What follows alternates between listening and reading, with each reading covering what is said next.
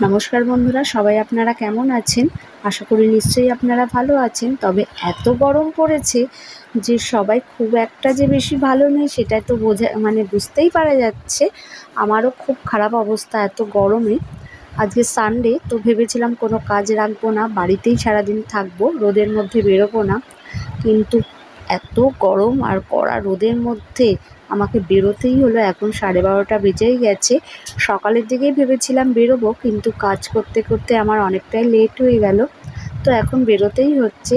তো অন্যদিন গেলেও হতো, কিন্তু আমি ভাবলাম কাজটা আগে, দূরের কাজটা সেরেই আসি, তাই জন্যে বেরিয়ে গেলাম। এক কাকিমার বাড়িতে যাব, দরকার আছে। তো গলাটা শুকিয়ে গেছে। পথের পাশেই তো মন্দির, হনুমানজির মন্দির, বাবা বড়রাজের মন্দির, আপনাদের দর্শন করিয়ে দিলাম। এই যে আমার গন্তব্যস্থলে এসে আমি পৌঁছে গেছি, এই কাকিমার বাড়ি এটা। এবার ঢুকবো।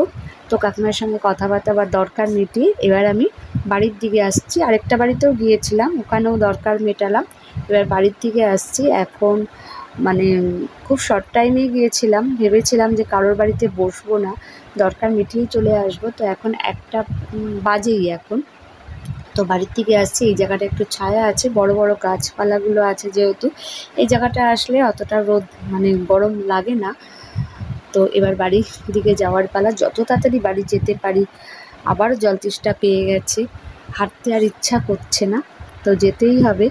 তো ভেবেছিলাম সেটা হলো না। ভেবেছিলাম আজকে সানডে, কোথাও বেরোবো না, সারাদিন বাড়িতে থেকে বাড়ির কাজ করব। আর পথের পাশেই একটা কৃষ্ণচূড়া গাছ, দেখুন কী সুন্দর যে ফুল হয়ে আছে আর কী সুন্দর যে গাছটা লাগছে।